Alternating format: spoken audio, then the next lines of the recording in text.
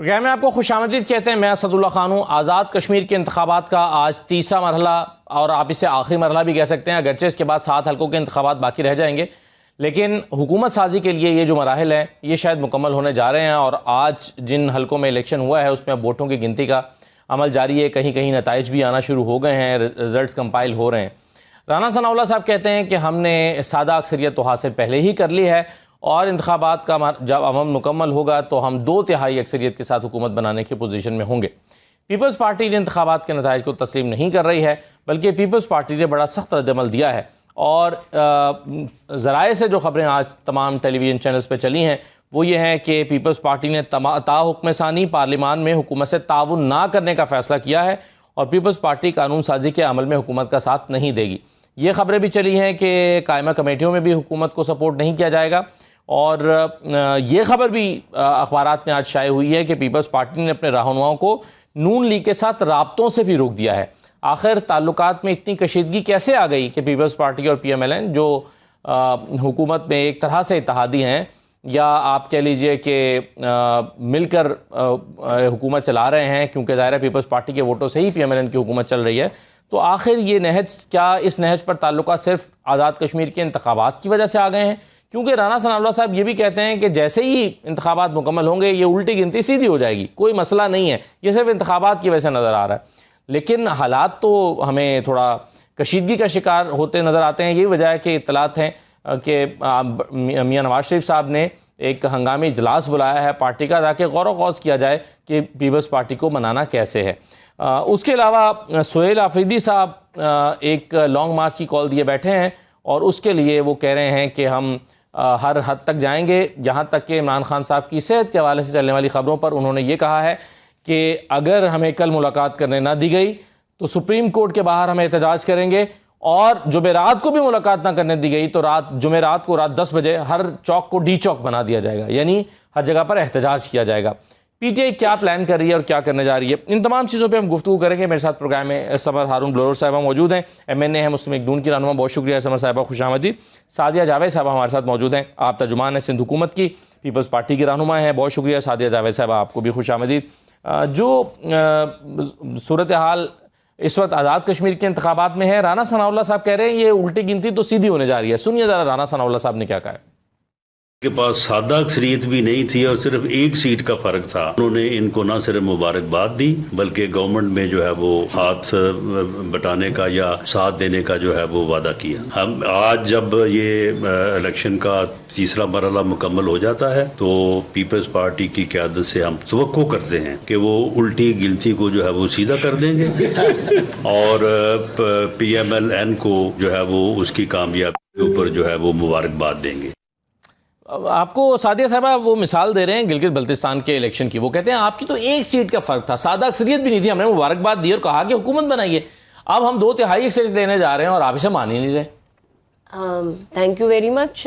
میں نے آپ کے چینلز کے توسط سے ہی آزاد کشمیر کا الیکشن مانیٹر کیا ہے اور میرے خیال سے کہ تاریخ کی سب سے بڑی دھاندلی آزاد کشمیر کے انتخابات میں نون لیگ نے کی ہے. اور رانا ثناء اللہ صاحب جس کو کہتے ہیں نا کہ ہمیں اکثریت مل گئی، ایک تو یہ بڑی رانا ثناء اللہ صاحب بہت سیزنڈ پولیٹیشین ہیں، وہ کہتے ہیں کہ جی میں بہت بڑا مدبر سیاستدان ہوں. میں تو نہیں مانتی. دیکھیں جب تک الیکشن کا مکمل نتیجہ نہ آ جائے نا، جب تک کوئی پارٹی یہ اعلان نہیں کر سکتی کہ جی ہم نے، جب انہوں نے یہ پریس کانفرنس کی تھی اس وقت ووٹنگ ختم ہونے میں 2 گھنٹے باقی تھے اور ابھی بھی 7 نشستوں پر انتخابات مکمل نہیں ہوئے. لیکن 23-24 سیٹیں تو دیکھیں بالکل ٹھیک ہے کہ انہوں نے 23-24 سیٹیں جیتی ہیں، جیسے انہوں نے جیتی ہیں وہ مجھے بھی پتا ہے اور آپ کو بھی پتا ہے. پنجاب میں جس طرح سے ووٹنگ ہوئی ہے وہ مجھے بھی پتا ہے اور ہمیشہ ایسے ہی ہوتی ہے، نہیں جس کی حکومت ہوتی ہے اسی کی سیٹیں ہوتی ہیں. نہیں، اس دفعہ جس طرح ووٹنگ ہوئی ہے وہ سب کو نظر آیا ہے. ماضی سے مختلف تھا. ہاں جی، ماضی سے بہت مختلف تھا. پولنگ ایجنٹس کو باہر کھڑا کر دیا گیا، جس طرح دھاندلی کرائی گئی ہے पंजाब में जहाँ 8 वोट थे वहाँ से हज़ारों में वोट निकाल दिए हैं, तो ऐसा नहीं हुआ कभी। मैं इसीलिए कह रही हूँ कि तारीख़ की बदतरीन धांधली हुई है। पाकिस्तान पीपल्स पार्टी के पास इसके शवाहिद हैं। हम गाहे बगाहे प्रेस कॉन्फ्रेंसेस करते रहे हैं, कश्मीर की लीडरशिप टीवी पे आती रही है। जिस तरह वहाँ मीरपुर में सिचुएशन थी, फिर उसके बाद मुजफ्फराबाद में सिचुएशन थी, और आज उसी तरह की मगर कुछ ये जो धांधली जो आपके बकौल एक तारीखी धांधली है, इसके क्या इस पर आपकी दोनों पार्टीज के ताल्लुकात, यानी ये इलेक्शन इस तरह से उसको पर असरअंदाज होंगे कि ये लॉन्गर पीरियड के लिए ताल्लुकात खराब हो गए हैं, लंबे अरसे के लिए? क्योंकि आप जो क्या खबरें तो ये चल रही हैं कि आप PMLN के साथ कोई राब्ता ही नहीं रखना चाहते। देखिए, PML की क़यादत ने बिल्कुल पाकिस्तान पीपल्स पार्टी की आला क़यादत से पहले मरहले के बाद भी बातचीत की थी, और जो हमारे तहफ़्फ़ुज़ात थे वो वफाकी वज़रा कमर ज़मान कायरा साहब से, नैयर बुखारी साहब से मीरपुर में मिले थे। वो जो तहफ़्फ़ुज़ात थे वो उनको दिए थे, और उनसे कहा था कि आप तो उस पर 2 वफाकी वज़रा ये कह के उस मीटिंग को ख़त्म करके उठे थे कि हम इस्लामाबाद में अपनी आला क़यादत से बात करें and we will get back to you. उसके बाद वो वापस नहीं आए। उसके बाद मुजफ्फराबाद डिवीज़न के इंतखाबात हुए, और उसके बाद उस इंतखाबात में भी वही रविश बरकरार रही जो मीरपुर डिवीज़न में थी। तो उसके बाद जब पीपल्स पार्टी की आला क़यादत से मुस्लिम लीग नून के हलकों ने राब्ता किया, तो पीपल्स पार्टी ने रिफ्यूज़ किया, और ये कहा गया कि हम इस वक्त बात नहीं करेंगे, लेट इलेक्शन फिनिश।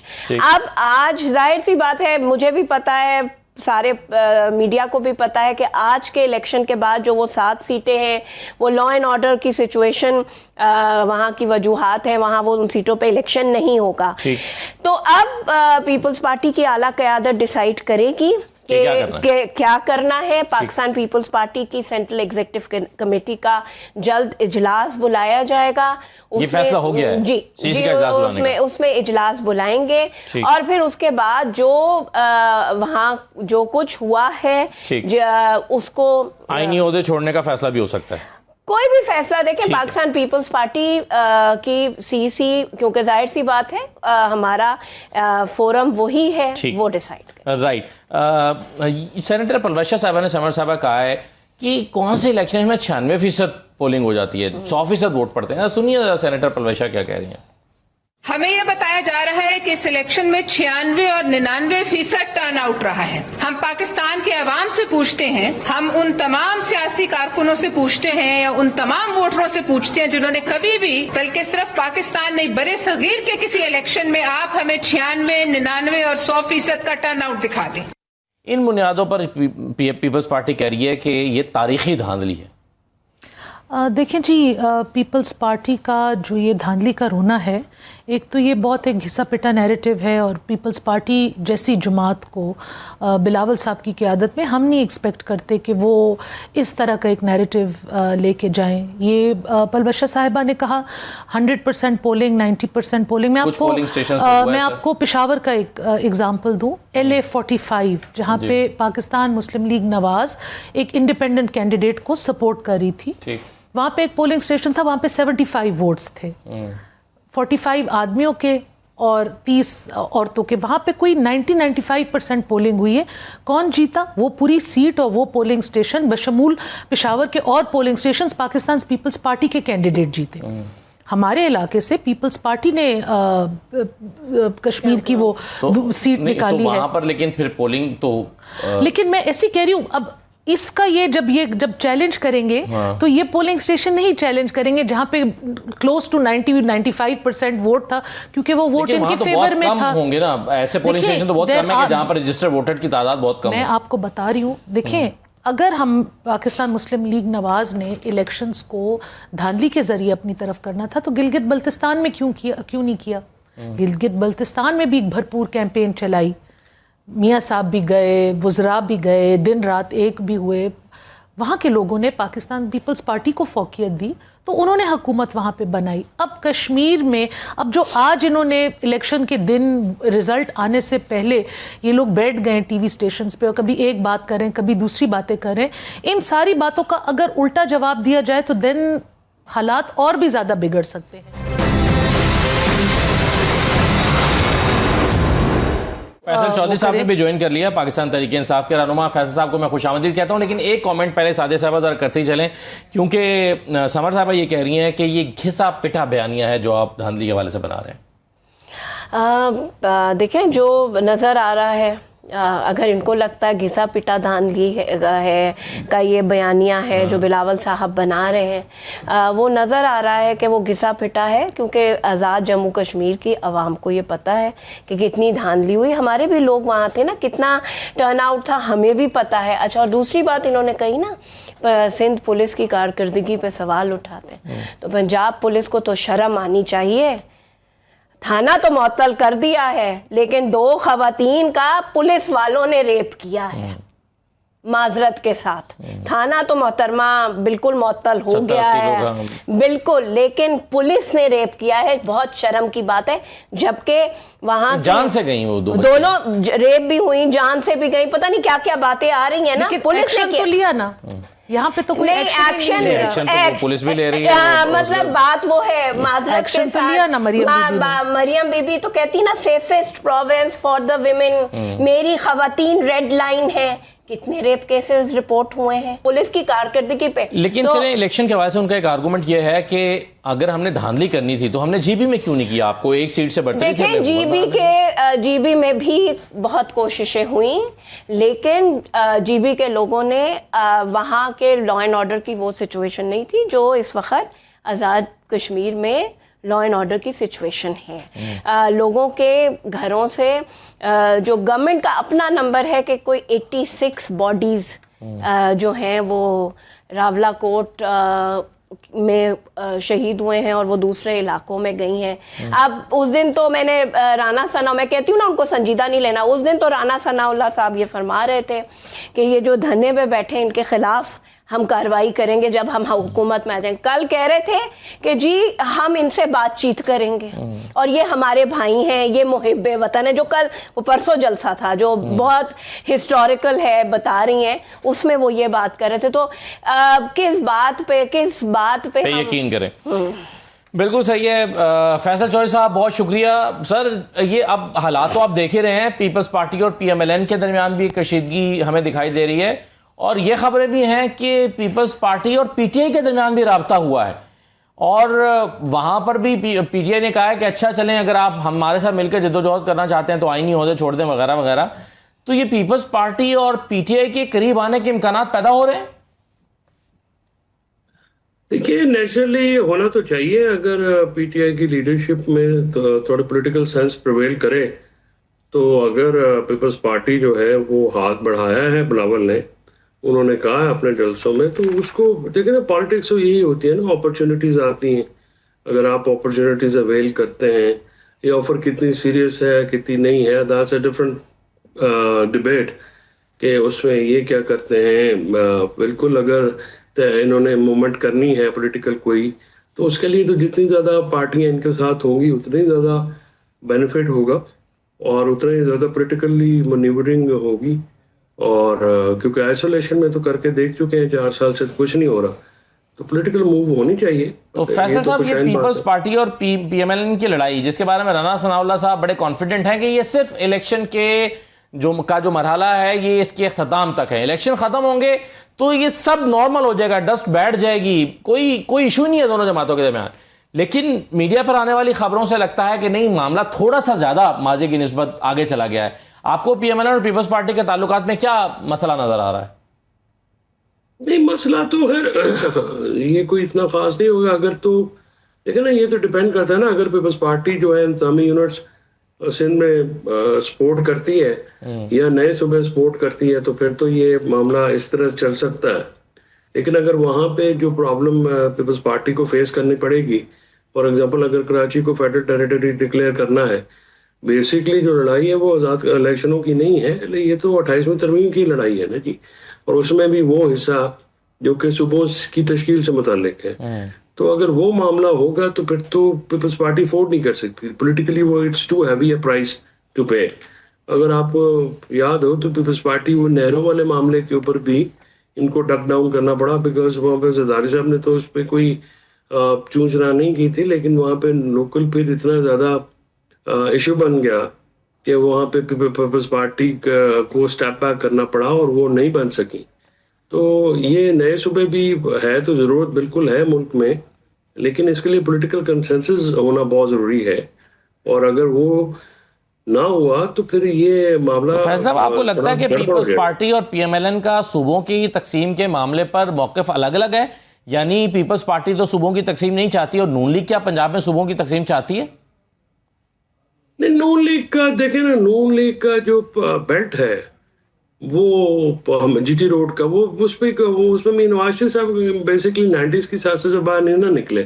وہ ابھی بھی دیکھیں نا، جو مریم بی بی کا جو سٹائل ہے وہی ہے، سڑکیں دے دو، اتنے پیسے دے دو، یہ کر دو، وہ کر دو، ایئرپورٹ بنا دو، یہ بنا دو، وہ بنا دو. تو مطلب وہ ایک جو اس زمانے میں وہ پیٹی سی پالیٹکس ہوتی تھی.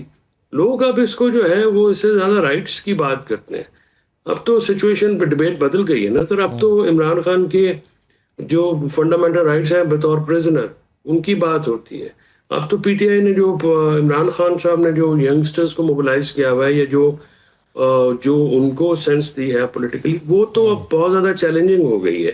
اس کے لیے تو آپ کو گورننس جو ہے وہ ٹھیک ٹھاک چیلنج ہے. آپ دیکھیے نا، اتنا کچھ کرنے کے باوجود حالت یہ ہے کہ یہ پنجاب میں ایک جگہ پہ گیدرنگ نہیں کرنے دے رہے نون والے، اور پیپلز پارٹی والے کراچی میں.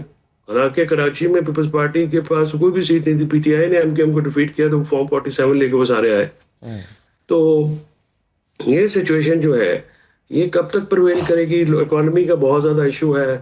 لیکن بحران تو ہے نا اسد اس وقت ملک میں. اکانومی کے بہت زیادہ بحران ہیں، لا اینڈ آرڈر کے، ٹیررزم کا بہت سیریس بحران ہے. ہمارے لوگ، ہمارے فوجی، ہمارے پولیس والے، ہمارے عام لوگ روز شہادتیں دے رہے ہیں بارڈر لائن ایریا کے اوپر. تو یہ چیزیں جو ابھی باقی تو انہوں نے ایک دوسرے کی جو کارکردگی بیان کی ہے وہ مجھے ٹائم ضائع کرنے کی ضرورت نہیں ہے. لیکن یہ ہے کہ جو اس وقت صورتحال ہو رہی گورننس کی، تو مسائل بہت سیریس ہیں، اور اسی لیے نقوی صاحب نے میسج دیا ہے. اور یہ فی الحال جو لگتا ہے کہ طوفان تھم گیا ہے، میرے خیال میں یہ طوفان سے پہلے کی خاموشی ہے. صحیح ہے. اور جب یہ انٹروڈیوس ہوگی 28ویں ترمیم، جی تو 28ویں ترمیم صحیح ہے. اب مگر وہی سوال ہے کہ 28ویں ترمیم کے معاملے پر یا صوبوں کی تقسیم کے معاملے پر سمر صاحبہ، کیا پی ایم ایل این اور پیپلز پارٹی کی رائے مختلف ہے؟ یعنی پیپلز پارٹی چاہتی ہے کہ صوبوں سندھ کی تقسیم نہ ہو، لیکن کیا پی ایم ایل این چاہتی ہے کہ پنجاب کی تقسیم ہو جائے؟ دیکھیں، فرسٹ آف آل تو پی ایم ایل این اور پیپلز پارٹی دو انفرادی پولیٹیکل پارٹیز ہیں. ان کا ہر چیز پہ ایک سٹانس نہیں ہے. لیکن جو 1973 کا آئین ہے، آئی تھنک اس پہ پاکستان کی ہر پولیٹیکل پارٹی کا، ہاں، لیکن 28ویں ترمیم پر سٹانس ایک ہونا ضروری ہے نا، اگر ترمیم کرنی ہے تو ترمیم نہیں ہو سکتی. تو اسی لیے تو ہم کہتے ہیں کہ یہ جو نئے صوبے، دیکھیں پاکستان میں کچھ انتظامی بحران ہیں. ہر جو باشعور انسان ہے وہ اس بات کو ایکنالج کرے گا، لیکن یہ آواز صوبوں سے آنی چاہیے. جیسے اب خیبر پختونخوا حکومت نے سہیل افریدی صاحب کے ٹینیور میں صوبہ ہزارہ کے لیے آلموسٹ یونینیمس قرارداد پاس کر دی ہے. صرف آئی تھنک عوامی نیشنل پارٹی کے 4 لوگوں نے اس میں ووٹ نہیں دیا، باقی گورنمنٹ بینچز نے، اپوزیشن پارٹیز نے، سب نے. اور وہاں کے علاقے بہت عرصے سے اس چیز کے لیے متحرک ہیں. وہاں پہ کیمپینز چلی ہیں، کراؤڈ موبلائز ہوا ہے، اور ایک گراؤنڈ سویل کی سپورٹ کے ساتھ یہ بات آئی ہے. اور سملر ایک سچویشن ساؤتھ پنجاب میں نظر آتی ہے. لیکن ساؤتھ پنجاب میں ہمیں پاپولر تقسیم کے حق میں ہے. جی دیکھیے، کے پی کے کی تقسیم کے اس کے ہم حق میں نہیں ہے، لیکن اگر ہزارے کے لوگ یہ چاہتے ہیں اور آپ کی P T I lead assembly نے اس چیز قرارداد کو منظور کر دی ہے، تو then they are well within their rights to demand that. Who am I to say, یعنی آپ سپورٹ کرتے ہیں؟ نہیں، ہو ایم آئی ٹو سے کہ یہ نہیں ہے. اب میں جس جگہ سے بلونگ کرتی ہوں، پشاور سے، وہاں پہ اس طرح کی کوئی بات نہیں آئی. دیکھیے دیر اب آج اخبار، ایک بہت پرانا نامی گرامی اخبار، اس نے فیک ہیڈ لائن لگا دی کل. اس نے کہا کہ جی یہ ہزارہ اور یہ جگہ جو ہیں تربیلا، یہ اسلام آباد کے ساتھ لگ گئے. مطلب اتنا آسان نہیں ہے. کہنے کا مقصد یہ ہے، اس کا ایک طریقہ کار ہے. اگر کوئی صوبائی اسمبلی نیا صوبہ بنانے کی قرارداد 2/3 اکثریت کے ساتھ پاس کرے گی, وہاں پہ ہم ڈیبیٹ کریں گے. یہ صرف ایک صوبے میں ہوا ہے, پختونخوا اسمبلی میں صوبہ ہزارہ کے لیے, تو باقی ساری باتیں ابھی پنجاب میں ہوا ہے, لیکن ناٹ ان دس گورنمنٹ. جمعرات کو وہ کہہ رہے ہیں کہ جی ہم ہر چوک کو ڈی چوک رات کو 10 بجے بنا دیں گے اگر ملاقات تب تک نہ ہوئی تو. اس پر فیصل صاحب آپ کے پاس کیا معلومات ہیں, کیا کرنے جا رہی ہے پی ٹی آئی, اس پر بتائیے گا. ایک چھوٹا سا بریک لے کے واپس آتا ہوں, ہمارے ساتھ رہیے. بریک کے بعد آپ کو دوبارہ خوش آمدید کہتے ہیں. فیصل چوہے صاحب, سہیل حافظی صاحب نے اگرچہ وہ 3-4 دن سے میڈیا پرسن سے بات چیت کر رہے ہیں, ملاقات کر رہے ہیں, آج انہوں نے کچھ میڈیا ٹاک بھی کی ہے, وہ کہتے ہیں کہ جی ملاقات عمران خان کی صحت کے بارے میں جو خبریں آ رہی ہیں وہ ٹھیک نہیں ہیں, ملاقات فوراً کرائی جائے, نہ کرائی گئی تو پھر ہم جمعرات کو بڑا احتجاج کریں گے, ہر چوک ڈی چوک بن جائے گا. سنیے ذرا سہیل حافظی صاحب کیا کہہ رہے ہیں. آج پاکستان تحریک انصاف کی پوری لیڈرشپ, عمران خان صاحب کی فیملی یہ گارنٹی دیتی ہے کہ اگر وہ عمران خان صاحب سے ملیں باہر کوئی سیاسی بات نہیں کرے. عمران خان صاحب کی فیملی کو, ان کے ذاتی ڈاکٹرز کو عمران خان صاحب سے ملنے دیا جائے تاکہ وہ قوم کی اس تشویش کو ختم کر سکے. اگر فرض کرے اسی ہٹ درمی پر یہ قائم رہے جس پر یہ ہیں, تو کل انشاءاللہ تعالی سپریم کورٹ کے سامنے تمام پارلیمنٹیرین پاکستان کے جتنے بھی ہمارے ایم پی ایز ہیں, ایم این ایز ہیں, سینیٹرز ہیں, وہ سپریم کورٹ کے سامنے دھرنا دیں گے. جمعرات کے دن تمام پارلیمنٹیرینز انشاءاللہ تعالی اڈیالہ جیل جائیں گے. منگل کے دن ملاقات نہ ہوئی تو جمعرات کے دن پھر کوشش کریں گے. اگر جمعرات کے دن بھی یہ ہٹ درمی قائم رہی تو جمعرات کے دن ہی رات کے 10 بجے پورے پاکستان میں ہر چوک کو ڈی چوک بنائیں گے. فیصل صاحب کیا ہونے جا رہا ہے؟ دیکھیے سر, بات یہ ہے کہ سہیل خان افریدی صاحب کو میرا مشورہ یہ ہے کہ آپ بجائے اس قسم کی گفتگو کرنے کے اپنے گڈ آفیسز یوز کریں اور عمران خان صاحب سے ملاقات کا کوئی راستہ تلاش کریں. اس طرح کی باتوں سے معاملات حل نہیں ہونے, اور عمران خان صاحب کی صحت ٹھیک نہیں ہے, نبوشہ بی بی کی صحت ٹھیک ہے. آپ نے بھی خبر دی ہے اور میں اس کی بھی تصدیق کرتا ہوں, اور میں نے خود بھی اپنے ذرائع سے میں آپ کو بالکل یہ بتا سکتا ہوں کہ جس قسم کا وہاں پہ ان کے ساتھ رکھا gیا ہے وہ بالکل پاکستان کے آئین اور قانون اور انٹرنیشنل کووننٹس کے خلاف بھی ہے. تو بہتر یہی ہے کہ جو اچھی بات انہوں نے کی کہ ہم گارنٹی دیتے ہیں اسی تک رہے, اور وہ اپنے جو ان کا محسن نقوی صاحب کے ساتھ بھی رابطہ رہتا ہے ان سے بھی بات کریں, جہاں پہ بھی کرنا ہوگا. سی ایم کے پی جو ہیں وہ کوئی اتنا آئسولیٹڈ, آپ گڈ آفیسرز کی بات کر رہے ہیں فیصل صاحب, وہ ابھی پچھلے 3-4 دنوں میں جو اینکر پرسنز کے ساتھ ان کی ملاقاتیں ہوئی ہیں اس میں انہوں نے کہا کہ ہمارا کسی سے کوئی رابطہ نہیں ہے. نہیں تو رابطہ رکھنا ہے نا سر, کریں. دیکھیں نا, جب ضرورت ہوگی تو پھر یہ رابطہ کریں گے نا جی. جب آپ نے عمران خان صاحب سے ملنا ہے تو وہ گورنمنٹ تو نہیں آئے گی نا. اصل صاحب one has to realise that, ضرورت کس کی ہے؟ ضرورت تو عمران خان صاحب سے, بشا بی سے ملنے کی ہماری ہے. تو پھر ہم کیوں شرطیں رکھ رہے ہیں؟ اور ڈی چوک آپ کیا بنائیں گے؟ کچھ بھی نہیں بنے گا آپ سے جمعرات والے دن. آپ بجائے, میں اسی لیے تو کہہ رہا ہوں, دیکھیں آپ اس اپروچ کے ساتھ نہیں تو ہم یہ کر دیں گے, نہیں یہ چھوڑ دیں باتیں. آپ 4 سال سے 3 سال سے جب سے وہ اندر ہیں آپ کر رہے ہیں. You are not Imran Khan, not even one single person in the entire leadership is capable enough کہ جس کے پیچھے جو لوگ نکل آئے, ان میں سے ایک بھی ایسا نہیں ہے. ٹھیک ہے جی, اور یہ سمجھتے ہیں کہ یہ اس طرح سے کر لیں گے یا وہ کر لیں گے. دیکھیے کے پی میں معاملات ہو رہا ہے, وہاں پہ آپ کی حکومت ہے, لوگ نکل بھی آتے ہیں. یہاں پہ تو کوئی بھی نہیں آئے گا. صحیح, نہ اسلام آباد میں نہ پنڈی میں. آپ بھی جانتے ہیں, میں بھی جانتا ہوں, لوگوں کی مار کھا کھا کے بس ہو گئی ہے. یہ حکومت جو ہے اس نے فرعونیت کی انتہا کی بھی ہے. یہ تو کسی کو نکلنے نہیں دیتے, اور اس کی وجہ بھی یہ ہے کہ یہ جس دن ان کی گرفت پتہ لگی لوگوں کو ڈھیلی پڑ گئی ہے, تو جتنے لوگ غصے میں ہیں تو ان کا تیا پانچا بھی کر دیں گے. لیکن اس وقت جو سیاست ہے اس کو ایک سائڈ پہ رکھیں اور جا کے عمران خان صاحب کی اور ان کی جو بیگم ہے ان کی صحت کو پہلے رکھیں. میری آج بھی ملاقات ہوئی ہے 2-3 MNA سے کورٹ کے باہر, تو میں نے ان سے یہی عرض کیا ہے کہ آپ جا کے یہ بتائیں کہ عمران خان صاحب کی صحت ٹھیک نہیں ہے. باقی سیاست آپ لوگوں کی, ہماری تو عمران خان صاحب کے ساتھ ہی ہوگی. اگر ان کی زندگی صحت رہے گی تو سیاست رہے گی, نہ ہو رہی تو پھر کیا اس کی کیا سیاست ہونی ہے ہماری جی. صحیح ہے, بالکل. اس لیے آپ سینسیبل اپروچ اپنائیں. یہ نہیں تو ہم یہ کر دیں گے, نہیں تو آپ کچھ بھی نہیں کر سکتے. اچھا, اور یہی اس نااہل کرپٹ اور بالکل ہی جو بےہودہ حد تک نااہل جو یہ گورنمنٹ ہے اس کو یہ بینیفٹ. آپ مجھے بتائیں نا جی, سوری میں تھوڑا لمبا آپ کا ٹائم دے رہا ہوں, یہ آج جب عمران خان کی صحت کی باری ہے تو یہ جو اپوزیشن لیڈر ہے نیشنل اسمبلی میں, انہوں نے لیٹر کیا لکھا ہے, الیکشن کمیشن کے ممبر لگائے, تو پہلے آپ سوئے ہوئے تھے. یعنی آپ اور سینٹ والے تو بولتے بھی نہیں ہیں جی. دس از مطلب میں کوئی ایسی تنقید نہیں کر رہا کہ جو ناجائز ہو. جی بالکل صحیح ہے, بالکل صحیح. یہ سوال بہت سارے پی ٹی آئی کے لیے اٹھ رہے ہیں. فیصل صاحب آپ نے صحیح کہا, لیکن ایک بات کی آپ نے تعریف بھی کی, انہوں نے کہا کہ جی ہم گارنٹی دیتے ہیں.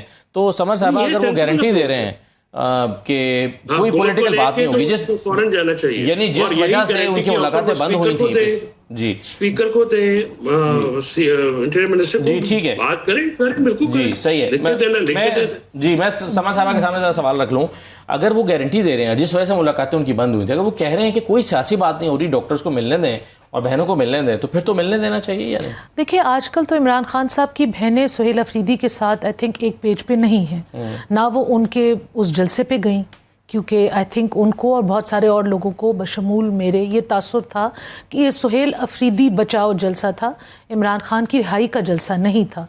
انہوں نے جب لانگ مارچ کی ڈیٹ دی 27 سپٹمبر کی, تو فیملی نے اس سے لا تعلقی کا اظہار کر دیا.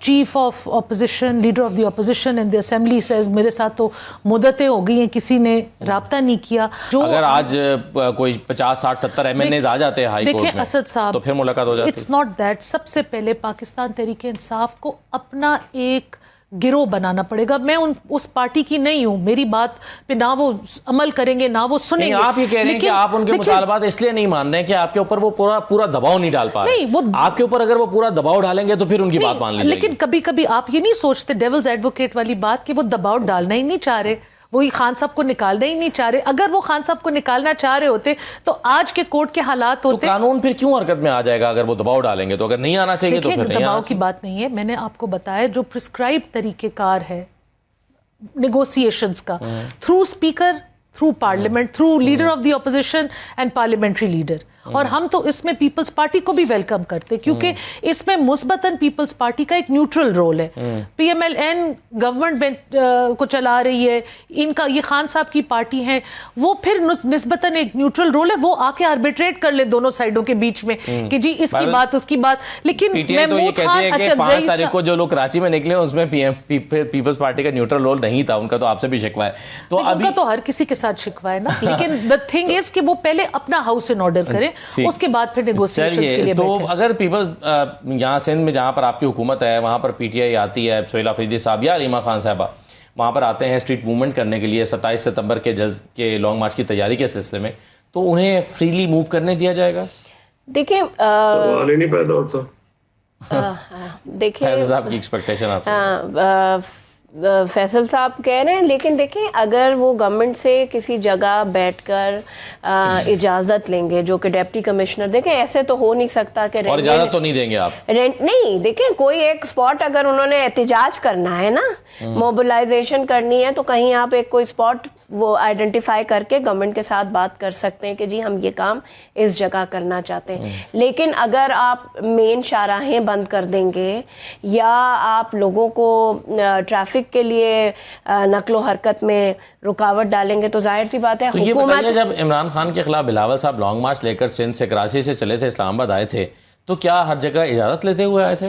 دیکھیں ظاہر سی بات ہے جو وہ روٹ ڈیسائیڈڈ تھا فیڈرل گورنمنٹ کو بھی پتا تھا. اجازت لی تھی؟ اجازت نہیں لی تھی, لیکن ہماری آپ کو لیکن روکا نہیں گیا تھا. نہیں دیکھیں وہ, لیکن آپ روکیں گے اگر وہ شہری زندگی کو مفلوج کرنے کی کوشش کریں گے. شہری زندگی مفلوج ہو جاتی ہے لانگ مارچ سے, جیسے بلاول صاحب آئے تھے تو شہری زندگی مفلوج ہو گئی تھی. شہری زندگی بلاول صاحب کا جو روٹ تھا وہ اس پہ ایسی آبادی لانگ مارچی تھی نا, وہ تو بندے ہی نہیں تھے اس میں. اچھا, اور ابھی بھی میرا یہ دعویٰ ہے کہ یہ لانگ مارچ کی تاریخ جو انہوں نے چیف منسٹر کے پی نے اعلان کی ہے وہ واپس لے لی جائے گی. کیوں لیں گے؟ وہ لے لیں گے کیونکہ ظاہر سی بات ہے with in party he consensus نہیں ہے. پہلی بات لانگ مارچ پہ تو کنسنسس ہے. ایک منٹ, کنسنسس نہیں ہے پہلی بات. دوسری بات یہ کہ مجھے آج بھی یاد ہے جب عمران خان بہت پاپولر تھے اور یہ بلو ایریا آئے تھے, تو ریسکیو کے لیے بندے بھیجے گئے تھے اور وہ تھے طاہر القادری صاحب.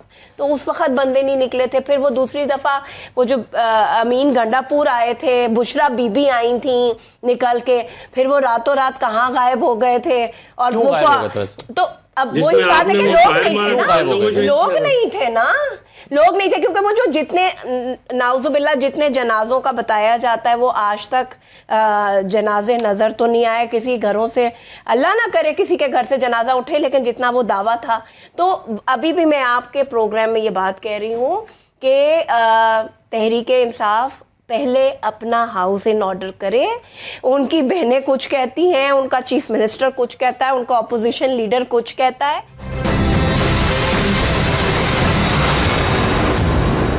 بریک کے بعد آپ کو دوبارہ خوش آمدید کہتے ہیں. حال ہی میں ہونے والا مکہ معاہدہ یا مکہ جوائنٹ ڈیفنس ایگریمنٹ خاصی اہمیت کا حامل سمجھا جا رہا ہے. اس حوالے سے اسحاق ڈار صاحب نے تفصیلات بتاتے ہوئے کہا کہ کسی بھی ملک پر حملہ تینوں ممالک پر حملہ ہوگا, اور اسی بات کو ترک وزیر خارجہ نے یوں ایکسپلین کیا کہ یہ معاہدہ تکنیکی طور پر نیٹو کے آرٹیکل 5 کے جیسا ہے, یعنی ایک پر حملہ سب پر حملہ, جیسا کہ نیٹو کا آرٹیکل 5 کہتا ہے. اور اسحاق ڈار صاحب نے یہ بتایا کہ یہ جو معاہدہ ہے یہ دفاعی معاہدہ ہے اور اس کا ہدف کوئی ملک نہیں ہے, اور اس کی خاص بات اور اچھی بات یہ ہے کہ ریجن کے ہر ملک کے لیے یہ اوپن ہے. اور یہی وجہ ہے کہ ترک وزیر خارجہ نے کہا ہے کہ ترک کے جو مصر ہے اس کی شمولیت کا بھی امکان ہے. تو یہ معاہدہ کیوں کیا گیا, اس کا مقصد کیا تھا, اور ایک سوال جو لوگوں کے ذہنوں میں پیدا ہو سکتا تھا اس پر تو آج وضاحت ایران نے خود کر دی. انہوں نے کہا کہ مکہ معاہدہ ہمارے لیے خطرہ نہیں ہے, یعنی اس کا موضوع ہم نہیں ہیں. میرے ساتھ جوہر سلیم صاحب موجود ہیں, سابق سفیر ہیں, سابق سیکرٹری خارجہ ہیں اور پریزیڈنٹ ہیں انسٹیٹیوٹ آف ریجنل اسٹڈیز کے. بہت شکریہ جوہر سلیم صاحب. سر کیا اہمیت ہے اس معاہدے کی جو حال ہی میں ہوا ہے مکہ میں؟ جی بالکل, یہ تو ایک تاریخ ساز معاہدہ ہے, اور دیکھیں اس کی جو اہمیت ہے نا, اس کی 2-3 پہلو ہیں اس میں. ایک تو یہ ہے کہ یہ ٹھیک ہے کہ نیٹو کے آرٹیکل 5 جو ہے اس میں جو چیز ہے وہ اس میں بھی ہے, لیکن اس کا نیٹو سے موازنہ نہیں کیا جا سکتا. نیٹو ایک ملٹری الائنس تھا جو کسی کے خلاف ڈائریکٹڈ تھا, شروع میں سوویت یونین کے, پھر اس کے بعد انہوں نے ظاہر اپنے لیے نئے ایڈورسریز جو ڈھونڈے یا جو انہوں نے سمجھا. یہ جو معاہدہ ہے یہ کسی کے خلاف ڈائریکٹڈ نہیں ہے. یہ معاہدہ جو ہے صرف یہ کہتا ہے کہ کوئی بھی جو ایگریشن ہے, کوئی جارحیت ہے, اس کو اس کے آگے بلواک ہوگا, یعنی کہ اس کو روکے گا کس طرح سے, وہ اپنی ڈیٹرنس بڑھائے گا اس, اور پورے خطے کے لیے وہ ڈیٹرنس بڑھائے گا. اور ڈیٹرنس دیکھیں یہ 3 کلیدی اہمیت کے ملک ہیں, سعودی عرب ہے, پاکستان ہے, ترکیہ ہے. اب ترکیہ کی اور پاکستان کی جو ڈیفنس پرویس ہیں یا دفاعی صلاحیت ہے وہ تو کسی شبے سے بالاتر ہے. پاکستان نے بھی ہندوستان کو کس طرح سے شکست دی, اتنی بڑی طاقت کو, اور ترکیہ جو ہے وہ نیٹو کا دوسرا بڑا ممبر ہے in terms of arm forces جو ہے امریکہ کے بعد. تو اسی طرح سعودی عرب کی بات کریں تو $80 بلین کا ان کا بجٹ ہے, $80 ارب کا سال کا دفاع کا, اور دنیا کا جدید ترین اسلحہ جو ہے اس کے سب سے بڑے خریدار ہیں دنیا میں. تو پھر اگر ڈیفنس پروڈکشن کی بات کریں تو وہ اگین ترکیہ میں, پاکستان میں دنیا کی جدید ترین میزائلز, ڈرونز, جو ہے نا فائٹر ایئر کرافٹ, کیا کیا چیزیں نہیں بنتی, وہ سارا انفراسٹرکچر موجود ہے. اگر آرم فورسز کی بات کریں تو ادھر بیٹل ہارڈن آرمیز پاکستان کی ہیں, پھر ترکیہ کا جس طرح میں نے ذکر کیا, اور ظاہر ہے کہ سعودی عرب کا جس طرح میں نے کہا ان کی تو ایک بڑی ویل ریسورس جو ہے دفاع کا سارا انفراسٹرکچر ہے. تو مقصد یہ ہے کہ دیکھیں, اور اس کے امن و سلامتی بڑھانی ہے خطے کی, اور وہ اس طرح بڑھانی ہے کہ جارحیت کو جو ہے نا اس کو ڈسکریج کرنا ہے, کسی قسم کی جارحیت بھی. اور جارحیت جو ہے وہ یہ خطہ جو ہے ہمارا جو GCC کے اراؤنڈ بھی, جس میں ترکیہ اور پاکستان ہے, جارحیت اس میں بہت سے ہیں. آپ دیکھیں اسرائیل کو دیکھ لیں, اسرائیل کی پورا ماضی جو ہے ان کا وہ جارحیت جو ہے نا بار بار اپنے ہمسایہ ملکوں پہ جو ہے وہ تو ان کی ایک شکل میں یا دوسری شکل میں ہوتی رہی. ہندوستان کو دیکھ لیں, اور پھر ابھی بھی, اور پھر یہ دیکھیں وہ کس طرح سے یہ ملک جو ہے صرف ان کی وہ اسٹیٹ لیول پہ جارحیت نہیں ہوتی, نان اسٹیٹ ایکٹرز کو بھی جو ہے نا سپورٹ کرتے ہیں. اور نان اسٹیٹ ایکٹرز سے بھی ظاہر اگر ہم دہشت گردی کی بات کریں تو سعودی عرب بھی, پاکستان بھی, ترکیہ بھی, تینوں ملک جو ہے ماضی میں اور ابھی بھی ظاہر ہے کہ اس کا مقابلہ کرتے رہے ہیں. وہ سمجھتے ہیں کہ وہ ایک فیکٹر آف انسٹیبلٹی ہے اس خطے میں. یہ جو نان اسٹیٹ ایکٹرز ہیں جو دہشت گردی کو جو ہے اپناتے ہیں, جن کی مدد کرتی ہیں اسرائیل اور انڈیا جیسے ممالک. تو ایک تو یہ ہے. دوسری چیز یہ ہے جو اہم پہلو میں سمجھتا ہوں کہ یہ جو معاہدہ ہے اور اس کے نتیجے میں جو سیکیورٹی فریم ورک ایک مورز وجود میں آئے گا وہ کسی چیز کو ریپلیس نہیں کر رہا. وہ اس ڈیفینس آرکیٹیکچر کو بھی ریپلیس نہیں کرے گا جو امریکہ کی اس خطے میں ہے, جو ظاہر ہے کہ سعودی عرب کے ساتھ 1945 میں کوئنسی پیکٹ کے بعد اور پھر جو باقی جی سی سی کنٹریز ہیں ان کی آزادی کے فوراً بعد سے ہے, ان کی وہ ساتھ ایک ڈیفینس آرکیٹیکچر, ان کی ملٹری بیسز ہیں, ان کے ظاہر ہے سارے فلیٹس ہیں اس ریجن میں, سمندروں میں بھی, تو وہ اس کو ریپلیس نہیں کر رہا بلکہ یہ آگمنٹ کر رہا ہے سیکورٹی اور peace by making a multi layered security framework. تو یہ جو سیکورٹی فریم ورک ہے یہ ایک اور لیئر ایڈ کر رہا ہے اس خطے کے امن و سلامتی کے لیے. اور پھر تیسری چیز یہ ہے کہ اس میں صرف دفاع کا عنصر نہیں ہے, اس میں ٹیکنالوجیکل کوآپریشن بھی ہوگی, اس میں انٹیلیجنس شیئرنگ بھی ہوگی, اس میں کاؤنٹر ٹیررزم کوآپریشن بھی ہوگی, اور اس میں انٹرنیشنل فورمز جو ہیں مثال کے طور پہ یونائٹڈ نیشنز ہیں یا باقی جو اس طرح کے بین الاقوامی سارے فورمز ہیں, اس میں پہلے بھی بہت ہم آہنگی تھی, پہلے بھی آپس میں ان تینوں ملکوں کی بہت زیادہ جو ہے نا شیئر پرسیپشنز تھی, پر ان کی پوزیشن جو ہے اب زیادہ اور بھی ایک آواز کے ساتھ وہ کولیس کر سکتے ہیں, جس سے سب کا ویٹ بڑھے گا, نہ صرف ان تین ملکوں کا بلکہ پوری مسلم دنیا کا. اور وہ ایشوز جو مسلم دنیا کے ایشوز ہیں ان میں بھی, جس میں بے شک غزہ کا معاملہ ہو, بے شک یہ جی سی سی کے اندر کے جو معاملات ہیں اس میں ہو, تو اس لیے یہ دیکھیں یہ ایک بڑا فیکٹر آف اسٹیبلٹی جو ہے وہ بننے جا رہا ہے یہ فریم ورک. صحیح ہے جارج, اب یہ کہنا صحیح ہوگا نا کہ یہ صرف دفاعی نوعیت کا معاہدہ ہے, یعنی اگر کسی پر حملہ ہوگا تو سارے ممالک اس کا دفاع کرنے کے لیے اکٹھے ہوں گے, نہ کہ اگر ایک ملک کسی دوسرے ملک پر ان تینوں میں سے حملہ آور ہو تو پھر بھی کیا یہ کوآپریشن ہوگی؟ دیکھیں یہ تو ظاہر ہے کہ آپ اس کا دیکھنا ٹائٹل ہی کیا ہے, اس کا ہے جوائنٹ ڈیفینس پیکٹ ہے نا, مکہ جو جوائنٹ ڈیفینس پیکٹ, تو کا لفظ اس میں استعمال ہوا, تو وہ جو ہے ڈیفینس ہے, اس میں کوئی وہ اور جس طرح میں نے کہا کہ یہ ملٹری الائنس نہیں ہے, یہ ایک ڈیفینس الائنس ہے, وہ بہت اہم ہے, ایک ڈیفینس پیکٹ ہے. تو اس لیے بالکل اس میں کوئی کسی قسم سے بھی کوئی جارحیت کا عنصر اس میں شامل نہیں ہے, اس میں دفاع کا عنصر ہے. اور وہ دفاع بھی کس طرح سے, وہ اس طرح سے نہیں کہ جی ٹھیک ہے اگر ظاہر ہے کہ کوئی بالکل ہی نیکڈ ایگریشن پہ آ جاتا ہے کہ کوئی اس قسم کی ملٹری جارحیت کرتا ہے تو اس کا تو جواب دیا جائے گا, پھر تینوں ملک ظاہر ہے وہ تو انہوں نے کہہ دیا مل کے دیں گے. لیکن اصل میں جو انہوں نے جو ڈسکریج کرنا ہے یا اس کو روکنا ہے جارحیت کو, وہ ڈیٹرنس بڑھانے سے روکنا ہے, وہ اپنی صلاحیت جو دفاع کی ہے اس کو بڑھانے سے روکنا ہے. وہ جو کوآپریشن جس کی میں نے بات کی مختلف فیلڈز میں, انٹیلیجنس کوآپریشن بے شک یا ٹیکنالوجیکل کوآپریشن یا کاؤنٹر ٹیررزم کوآپریشن, اس کو بڑھانے سے اس کو روکنا ہے. اسی طرح اپنی جو یہ جو پالیسیز ہیں انٹرنیشنل فورا میں جس کی میں نے بات کی, پوزیشنز جو ہیں ان کو مزید کوآرڈینیٹ کرنے سے وہ کر کے اس کو روکنا ہے جارحیت کو. تو یہ ایک اسٹریٹجک, میں جوہر جیسے کہ آپ نے فرمایا کہ آپ نے کاؤنٹر ٹیررزم کا ذکر کیا, پاکستان پر ایک ایسا دشمن حملہ آور ہے جو انکنونشنل طریقے سے پاکستان پر جنگ مسلط کیے ہوئے ہے, دہشت گردی کی جنگ, اور ہم جانتے ہیں وہ کون ہے, لیکن وہ ایک اور طریقے سے پاکستان پر حملہ آور ہے. کیا پاکستان دہشت گردی سے جان چھڑانے کے لیے یا ان کا خاتمہ کرنے کے لیے اس سے مدد حاصل کر سکتا ہے اس اگریمنٹ سے, کیونکہ بہرحال دشمن نے پاکستان پر جنگ تو مسلط کی ہوئی ہے ایک انکنونشنل طریقے سے؟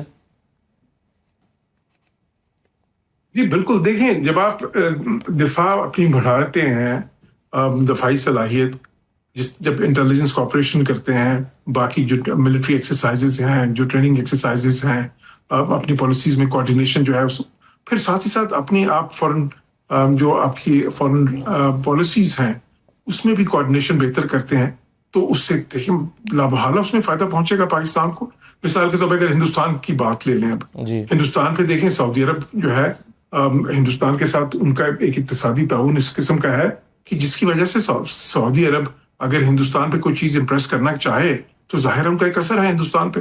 اسی طرح ترکیہ کی بات کریں تو ان کے بھی تعلقات ایسے ہیں کہ وہ اثر ڈال سکتے ہیں, اور پھر صرف وہ اثر بائیلیٹرلی نہیں ڈالنا ہوتا آپ نے, آپ انٹرنیشنل فورم میں مثال انٹرنیشنل فورا میں جس طرح یونائٹڈ نیشنز ہے وہاں پہ جب آپ کوآرڈینیٹ کریں گے اپنی پالیسیز تو وہاں پہ آپ اتنا زیادہ ایک وہ جو ہے نا پریشر جنریٹ کر سکتے ہیں کہ اس سے فرق پڑے گا ان کو بھی. تو آپ کو امید ہے کہ اب دیگر ممالک بھی جوہر صاحب کی اس معاہدے کا حصہ بن سکتے ہیں, جیسے کہ مصر کے بارے میں توقع ظاہر کی جا رہی ہے؟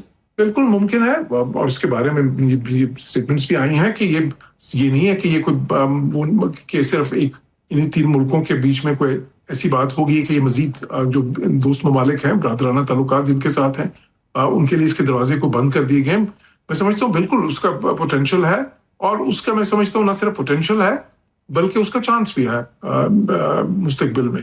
تو دیکھیں کیونکہ اب اگر جی سی سی کی بات کریں جہاں پہ سعودی عرب کی ایک لیڈنگ پوزیشن ہے جی سی سی میں, لیکن جی سی سی کے باقی ملک جو ہیں, اگر بحرین کی بات کریں, اور بحرین کے ساتھ آلریڈی آپ کی ملٹری کوآپریشن کتنی زیادہ ہے پاکستان کی, اسی طرح کویت کی بات کریں, کویت کے ساتھ ابھی معاہدہ بھی ہوا ہے آپ کا, اسی طرح قطر کی بات, عمان کی بات کریں, یہ سارے ملک جو ہیں میں سمجھتا ہوں کہ مستقبل میں بالکل اس چیز کے امکانات ہیں.